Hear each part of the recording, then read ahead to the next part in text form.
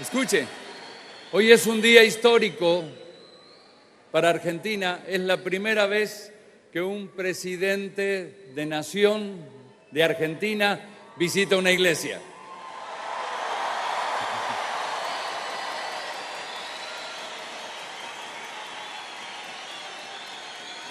Conocí al presidente hace pocos días, nos recibió, charlamos y me encontré con un hombre franco, sencillo, sensible.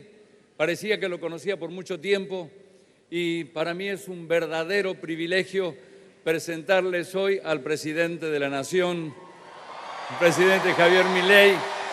Realmente un hombre especial.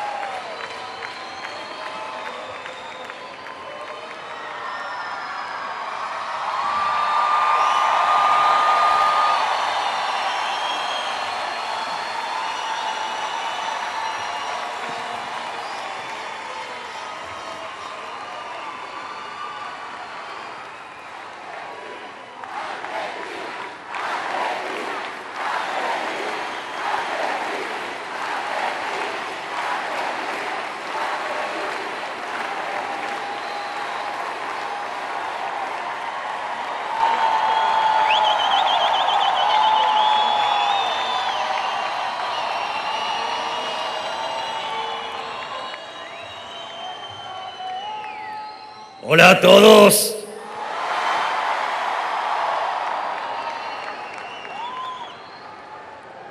Buenas tardes a todos. Es un placer estar de visita en la provincia de Chaco.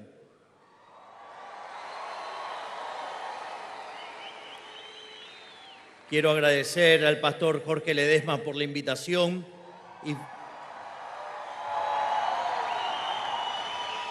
y felicitarlo por este hermoso auditorio, el más grande que se haya dedicado a la fe en todo el país, ni más ni menos que eso.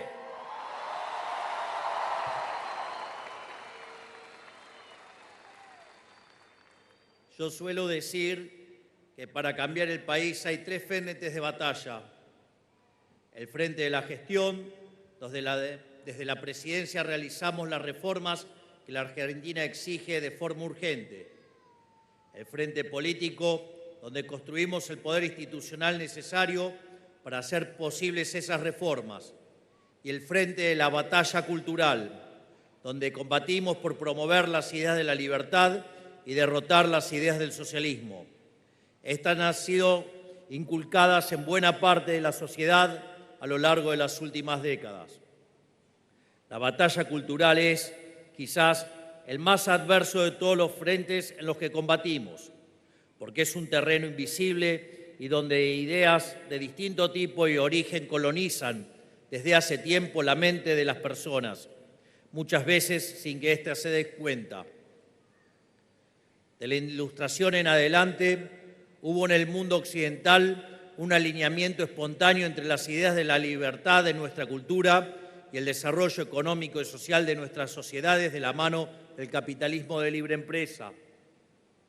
Pero en las últimas décadas, la izquierda dio de forma sostenida y efectiva su batalla cultural y lamentablemente ganó. Se convirtió en hegemonía un relativismo cultural y moral sobre aquellos valores y principios que ordenan a nuestras sociedades desde centenios. Se renunció a la cultura del trabajo, se renunció al ahorro, se renunció al valor sagrado de nuestra propia palabra e incluso al bien como valor supremo. Y se reemplazaron estos valores por quimeras. El amor al trabajo se lo opuso a la fetichización del ocio. El ahorro se lo cambió por el gasto descontrolado. El endeudamiento irresponsable, y frente a la verdad se erigió la mentira. Pero esto no es gratuito, porque estos son los conceptos elementales que permitieron a nuestros ancestros cosechar lo que se sembraron y dejar un legado. Adoptar masivamente las ideas contrarias ha desembocado directamente en rifar los recursos que generaron otros, pateando para adelante los daños que eso generaría. O sea, Occidente, desde hace décadas, está serruchando la rama sobre la que está sentado, creyendo que como aún no se rompió, nunca se romperá. Lo interesante aquí, y que tiene que ver con lo que hoy nos congrega, es que Occidente, tal como lo conocemos, es en gran medida el resultado de la aplicación sostenida de ciertos valores de la raíz judeo-cristiana: el trabajo como vocación, la responsabilidad individual, la previsión y el respeto a la ley.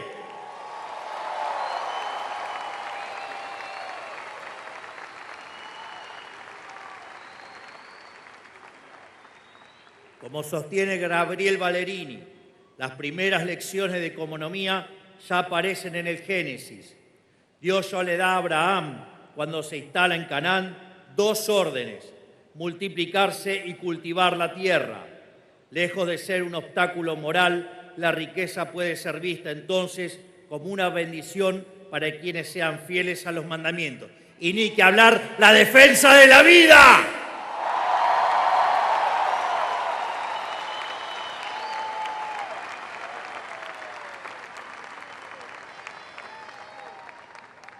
El Creador es un Dios rico y misericordioso, que suple las necesidades de sus fieles. Sin embargo, cuando un pueblo o nación se aleja de su ley, es decir, de los principios éticos morales revelados, entonces se encuentra rápidamente con la pobreza, la enfermedad, el crimen y la miseria. Ahora bien, no se trata de afirmar que el capitalismo naciera en el Antiguo o en el Nuevo Testamento, sino recordar que la ética del capitalismo moderno encontró en la tradición judeo-cristiana un terreno fértil para desarrollarse. Como explicó célebremente uno de los padres de la sociología, Max Weber, la disciplina, la frugalidad, el trabajo duro, el ahorro y el sentido de la vocación que promueve concretamente el protestantismo funcionaron como la matriz cultural en la que pudo emerger el espíritu del capitalismo. Por eso, no es descabellado decir que la aplicación práctica de estos valores constituyó una base ética que facilitó el desarrollo del capitalismo, es decir, de un sistema económico orientado a la cooperación social libre y la acumulación productiva que, sobre el cimiento de las Escrituras, catapultó a Occidente al mayor boom de prosperidad jamás atestiguado por el hombre. Miles de millones de personas fueron rescatadas de la pobreza, el analfabetismo fue prácticamente erradicado y la expectativa de vida mejoró exponencialmente. Esto causó que la cantidad de personas vivas se multiplicara varias veces, todo gracias a la aplicación de normas de conducta que fueron establecidas hace miles de años, pero que tienen vigencia eterna y que el capitalismo acentuó.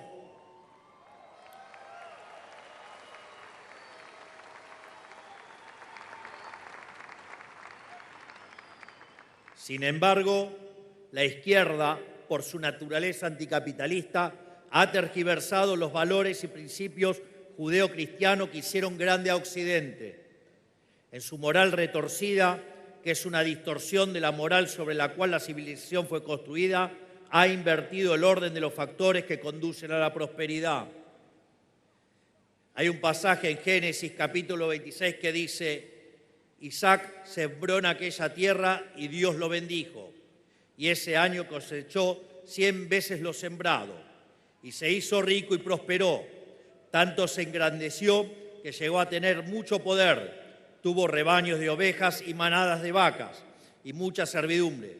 Sin embargo, los filisteos lo envidiaban. En ese momento de las Sagradas Escrituras, los envidiosos proceden a destruir el trabajo de Abraham y de Isaac. Acá básicamente quiero mencionar algunas citas muy relevantes de algunos economistas notables como Thomas Sowell y como Jesús Huerta de Soto. Una de las cosas maravillosas que señala Thomas Sowell en algún momento es, hablando de la justicia social, porque esto es importante, ese es uno de los virus que le han metido en la cabeza a la gente y que llena de envidia, de odio y de resentimiento a cada una de las personas. Y en el fondo, ¿de qué se trata la justicia social? En el fondo, la justicia social no es ni más ni menos que envidia con retórica. Es decir, es la envidia, disfrazada de algo bien pensante, pero no deja de ser un pecado capital. Como diría en algún momento Thomas Sowell también, ¿desde cuándo la envidia dejó de ser un pecado capital para convertirse en una virtud? No nos van a doblegar, nosotros conocemos las Sagradas Escrituras.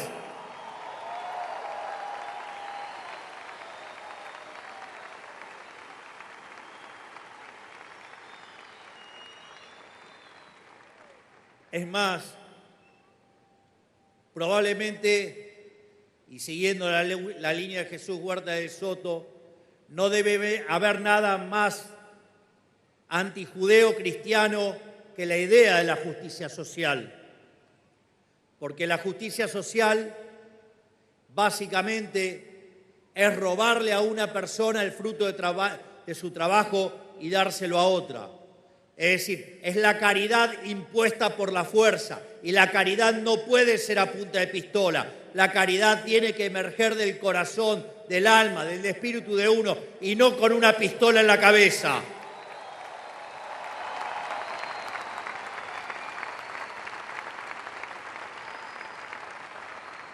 Y en ese sentido, la justicia social está francamente en contra del 7º y del 10º mandamiento, porque robar está mal y codiciar los bienes ajenos también.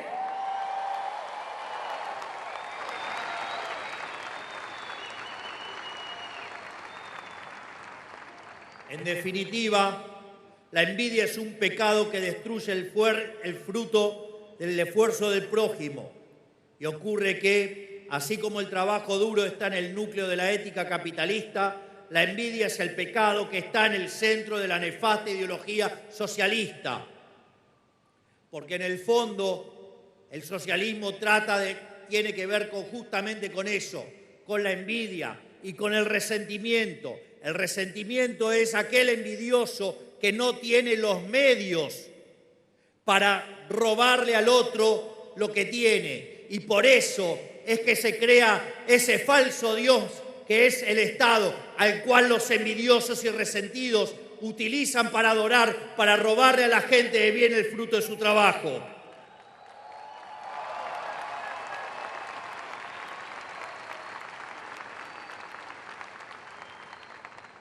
En definitiva, el envidioso cree que la clave de la economía está en redistribuir lo que otros generan. Sin embargo, el orden lógico y moral indica que primero viene el mérito y el trabajo y luego la riqueza material. Es decir, la clave no está en la distribución de la riqueza, sino en la promoción de la virtud, ya que la generación de la misma es consecuencia de la segunda. Para la izquierda, en cambio, el destino y las circunstancias en que uno nace determinan toda su vida y sus actos. Por eso, en el fondo, para ellos no existe realmente la libertad, sino que es una mera ilusión, la cual implica en última instancia que cada persona no es dueña de sus propios actos. De esta forma, la izquierda justifica el comportamiento criminal o antisocial.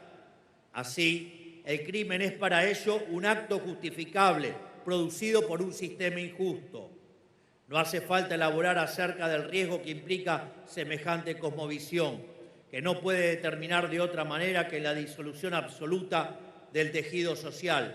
Si no, miren cómo nos ha ido durante años promoviendo la doctrina Zaffaroni, donde se puso a la víctima en el lugar del victimario y viceversa.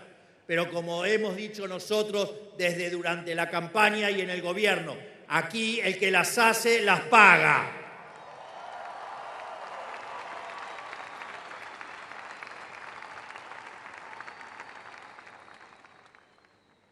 Porque en el fondo la izquierda, esto se debe a que en lugar de comprender al ser humano, la izquierda ha pretendido a lo largo de la historia imponer por la fuerza lo que el hombre debería ser. No ven la realidad por lo que es, sino por lo que les gustaría que fuera. Usan esto a su favor para construir un relato en el cual ellos, a través del poder del Estado, tienen la potestad de doblegar la realidad misma.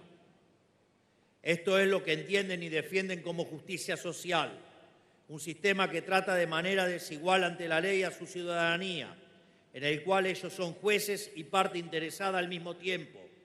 De este modo, le roban incluso a los que tienen poco para repartir de forma arbitraria y conforme a su propia conveniencia. La justicia social no solo implica una violación de los derechos de propiedad, yendo en contra de la igualdad ante la ley, sino que también viola el primer principio fundamental de la economía, que es el principio de escasez. Acá hay una frase interesante también de Thomas Sowell. Dice que la primera ley de la economía es la escasez, es decir, no hay de todo para todos. O sea, digo, no estamos en el paraíso, digamos, lo estamos buscando, ¿no? ¿Y cuál es la primera ley de la política? Violar e ignorar y entorpecer la primera ley de la economía. Pero más allá de esta humorada, que tiene mucho que ver con la realidad, pensemos que si cada necesidad le corresponde un derecho y las necesidades son potencialmente infinitas, entonces no existen en el mundo recursos suficientes para satisfacer las necesidades de todos. Durante las últimas décadas, la izquierda impuso un discurso único acerca de la justicia, entendida exclusivamente en términos distributivos. Pero este no es el verdadero significado de justicia, porque es intrínsecamente injusto, porque para darle a los unos hay que quitarle a los otros, y porque, como en Argentina hemos aprendido por las malas, el que reparte se queda con la mejor parte. Pero por suerte están empezando a caer presos.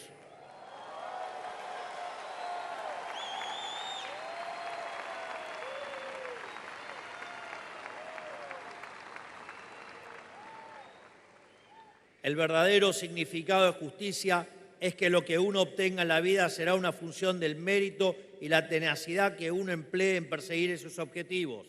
La justicia es una cuestión de retribución, es decir, que cada uno reciba lo que le corresponde.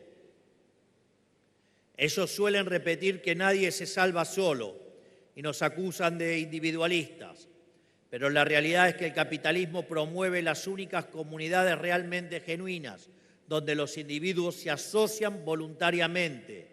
En ellas uno debe satisfacer al prójimo con bienes y servicios que el prójimo no quiera, no puede o no sepa hacer para mejorar su propia vida.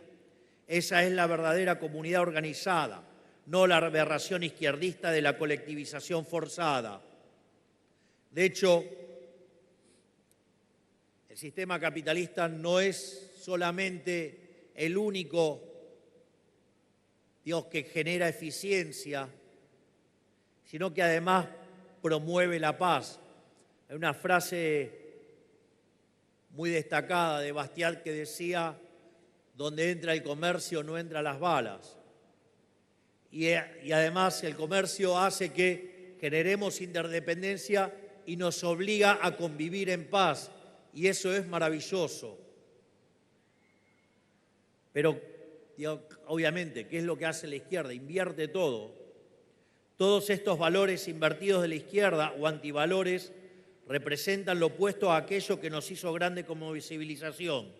Y si los valores judeocristianos han sido una fuente inagotable de progreso, los antivalores de la izquierda terminan en el otro extremo: pobreza, miseria y subdesarrollo. Y también les debe constar que lo primero con lo que atacan cuando empiezan a avanzar es sobre la fe de los individuos. Quieren reemplazar a nuestro Dios de los cielos por su maldito Dios-Estado.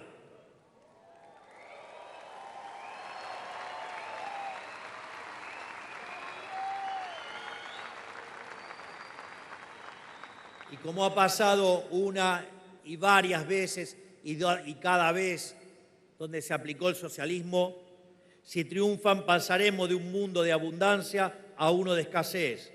Esto se comprobó en todos los lugares donde sus ideas hicieron mella, comenzando por nuestro país.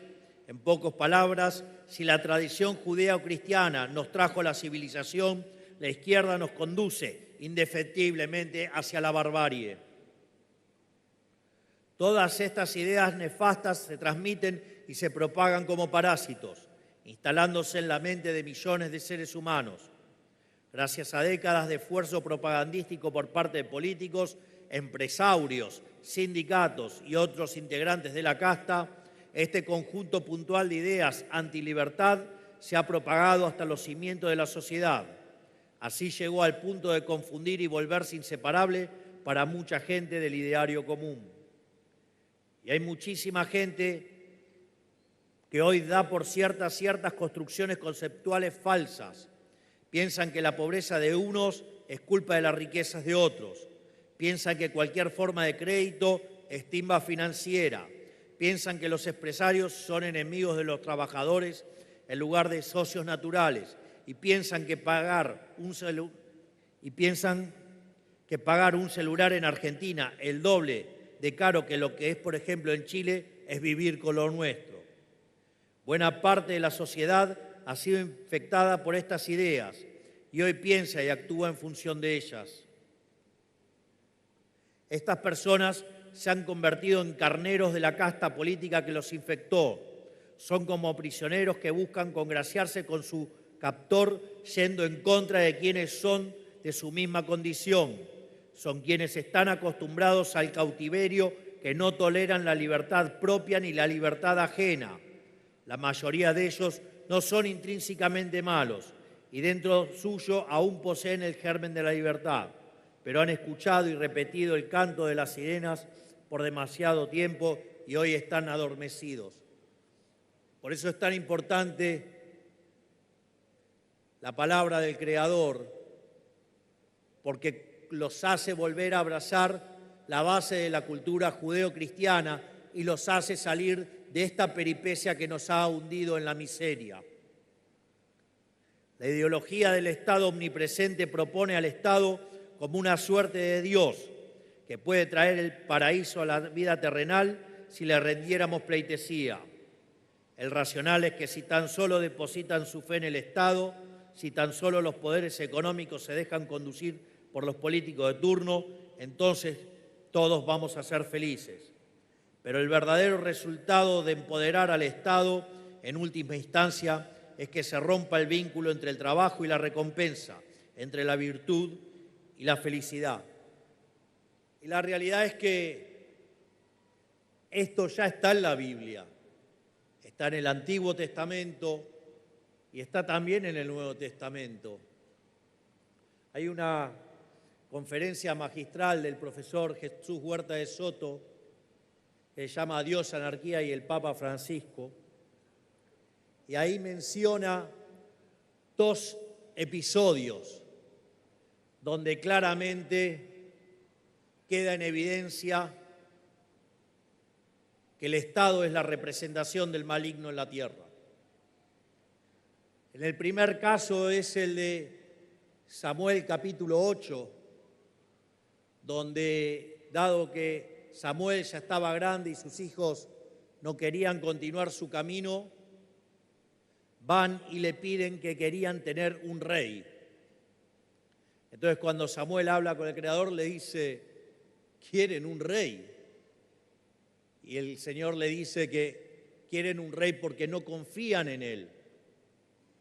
Y le dice, pero ve y dile cómo todas las cosas que te quitará tener ese rey, y que al final de cuentas no solo los va a empobrecer porque les va a sacar lo mejor de cada uno, sino que además van a terminar perdiendo la libertad. Y esto además, esta idea,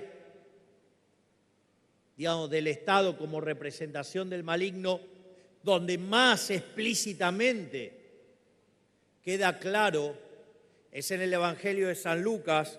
Voy a leer la cita, digamos, capítulo 4, versículo 5, cuando el Señor Jesucristo está frente a las 3 tentaciones que le propone el maligno. Y en la peor de todas, el maligno le propone que se arrodille frente a él, porque le muestra todos los reinos del mundo, es decir, los estados, el Estado. Y le dice que si se arrodilla frente a él, le dará el poder sobre todos los estados del mundo, porque ese poder le fue dado. Es decir, está la confesión propia del maligno, que el Estado es la representación del demonio.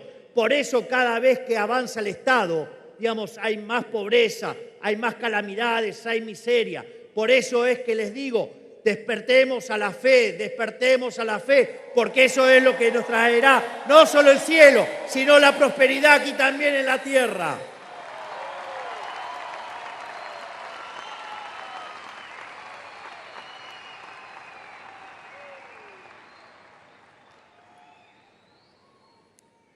Es más, porque además en el clientelismo, Dios, que se aboga tanto, repartir beneficios sin la medida del mérito alguno, más allá de la conveniencia política de quien reparte. O sea, esto es muy importante tener claro.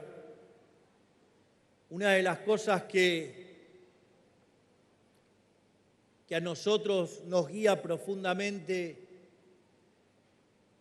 en nuestro diseño de políticas es una convicción moral, una convicción ética moral. Y las convicciones éticas y morales son los valores de Occidente, y los valores de Occidente es la cultura judeocristiana.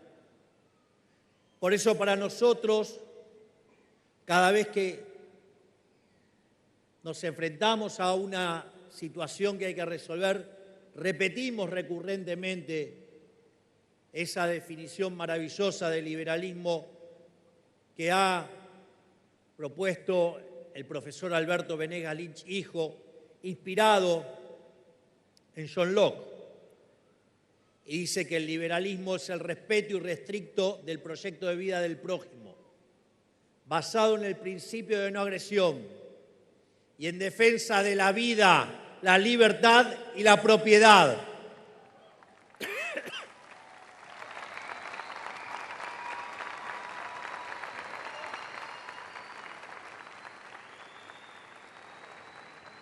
En definitiva, no matarás porque respetarás la vida.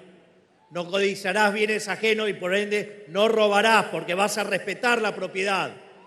Y además, si el Señor nos hizo libres, ¿por qué un burócrata nos va a hacer esclavos?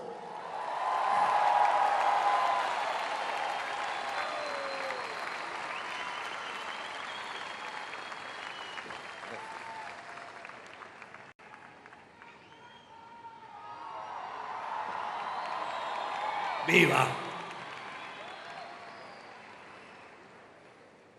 En simultáneo, estos hombres de izquierda quisieron ser los portavoces de los trabajadores mientras rechazaban la ética del trabajo que hoy hemos reivindicado a lo largo del discurso. Y la casta montó un sistema político, económico y social que desposeía a los verdaderos trabajadores para beneficiarse a sus siervos y aduladores, los empresarios prebendarios, los políticos corruptos y los periodistas ensobrados.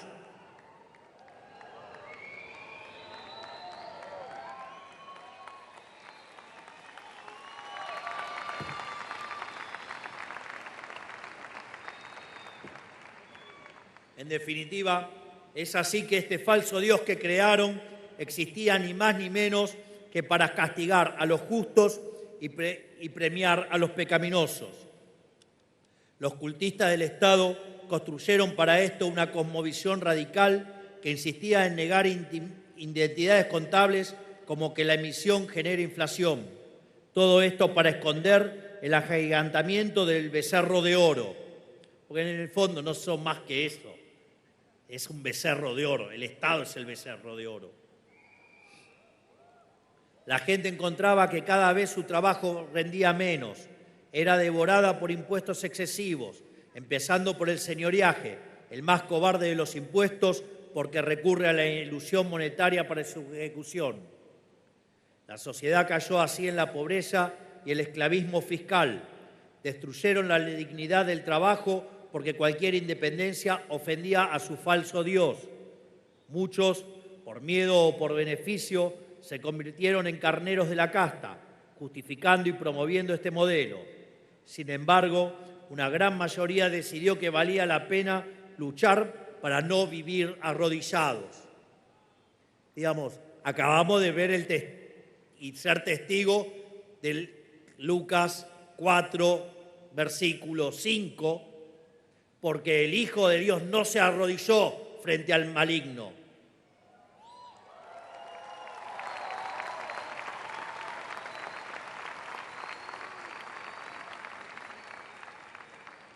En este sentido, las elecciones de 2023 no fueron más que el reencuentro del pueblo argentino con los valores de la libertad y su rechazo a este falso Dios del Estado. Lo fueron a nivel nacional y también especialmente en la provincia del Chaco. Felicitaciones, gobernador Esdero. Gracias.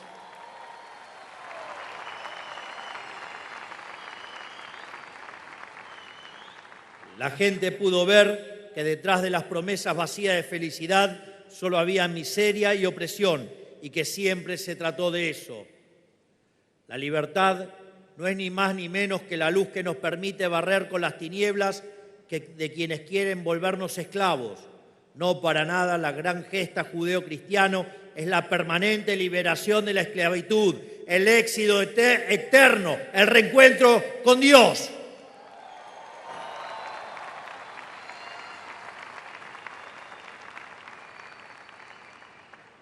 Ellos se aprovechan de la mentira y el temor, de la duda que existe en cada uno de nuestros corazones, pero no hay que sucumbir ante ellas.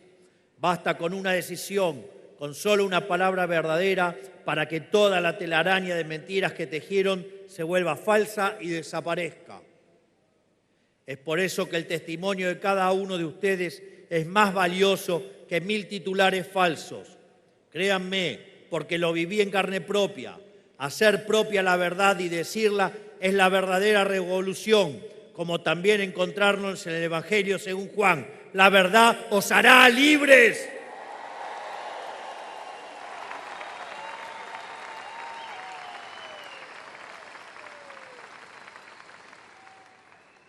Entonces, para concluir, el capitalismo como sistema de cooperación social tiene una afinidad natural con los valores judeocristianos que durante tantos años Occidente fue desarrollando en su seno. Entender la diferencia entre el bien y el mal y vivirla es la base de la prosperidad económica. El trabajo, el ahorro y la inversión surgen naturalmente de los hombres dedicados a vivir vidas buenas y las instituciones solo tienen que acompañar este proceso. No hace falta reinventar la rueda. La tradición milenaria que le dio luz a Occidente y a nuestra gran nación tienen todos los elementos necesarios para convertirnos nuevamente en un pueblo próspero, un pueblo capaz, un pueblo capaz de prepararse codo a codo con quienes lideran el sendero del progreso humano. No hay entonces base más sólida sobre la que construir el eterno edificio de nuestro país que la que constituyen estos valores que estamos defendiendo y sosteniendo acá.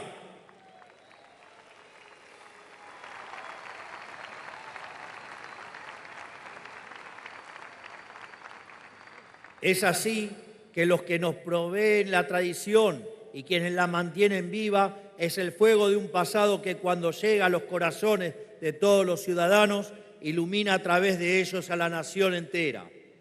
Necesitamos reencontrarnos con las verdades de nuestro pasado para poder dar un paso firme hacia nuestro futuro.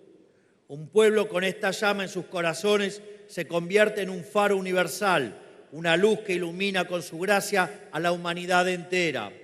Por eso les digo que la Argentina será faro del mundo, porque estamos logrando despejar la tiniebla que echaba sombra sobre la luz de la fe.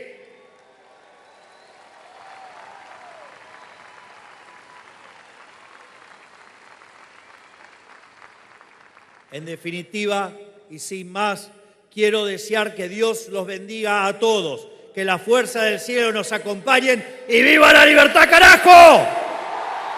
¡Viva la libertad, carajo! ¡Viva la libertad, carajo! ¡Muchas gracias!